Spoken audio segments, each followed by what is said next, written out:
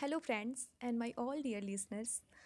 ये पेंटिंग आपके सामने जो है ये प्री हिस्टोरिक रॉक पेंटिंग्स है जो कि वायरालियूर तमिलनाडु में डिस्कवर किया गया है। इस पेंटिंग को देखने के बाद आपके मन में आ रहा है प्री हिस्टोरिक के टाइम का। अब हम लोग आगे जानेंगे कि प्री हिस्टोरिक पीरियड भी जो है उसको भी बहुत सारे पीरियड में क्लासिफाइड किया गया है ताकि हम लोग और भी अच्छे से हिस्ट्री को समझ सकें।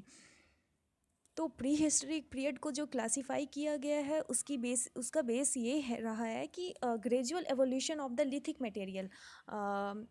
Just we can take example of stone. अगर स्टोन का सबसे पहले यूज़ हुआ तो स्टोन को अगर हम लोगों ने यूज़ किया एक्स एक्स के रूप में, जैसे कि कुल्हाड़ी जिसको बोलते हैं हम। तो बाद में फिर उस कुल्हाड़ी में फिर बहुत सारी फिर एडवांसमेंट आई, जैसे कि उस कुल्हाड़ी को और भी शार्प किया गया। फिर एक पीरियड ऐसा है कि उसमें वुड भी लगाए। तो मतलब धीरे धीरे ये एडवांसमेंट मतलब एडवांसमेंट की ओर जब ये बढ़ता गया तो उस बेसिस पे हम लोग इस एज को प्री हिस्टोरिक पीरियड को हिस्टोरियन ने क्लासीफाई किया है।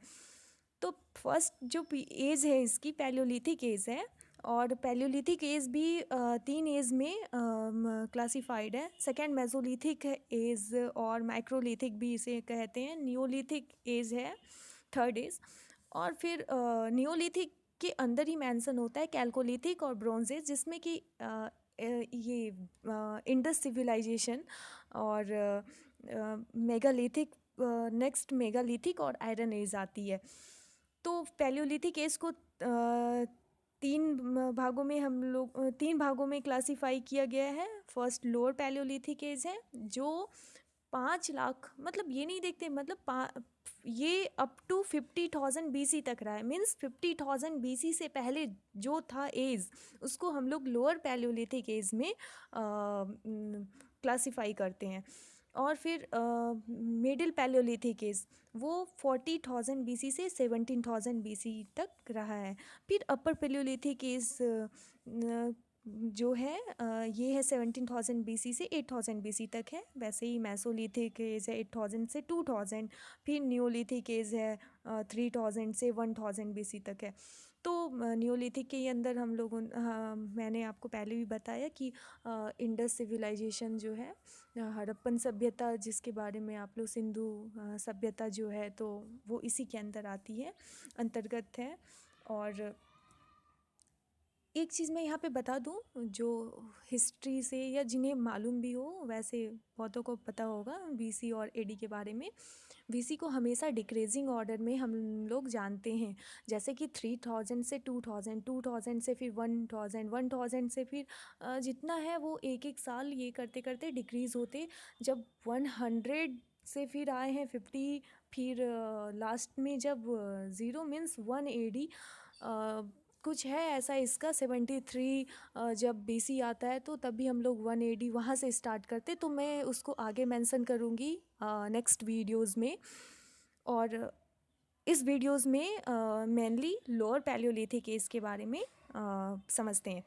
द स्टोन, इस एज में स्टोन हैंड एक्सेस मतलब स्टोन हैंड एक्स पहली बार कुल्हाड़ी जो स्टोन की जो थी वो पहली बार डिस्कवर की गई थी, और वो साउथ इंडिया में की गई थी। इसलिए जो साउथ इंडिया में डिस्कवर की गई है मद्रास के आसपास, इसका मतलब ये होता है कि मद्रास इंडस्ट्री को ये रिप्रेजेंट करते हैं। और फिर उसके बाद आंध्र प्रदेश में भी पाई गई है।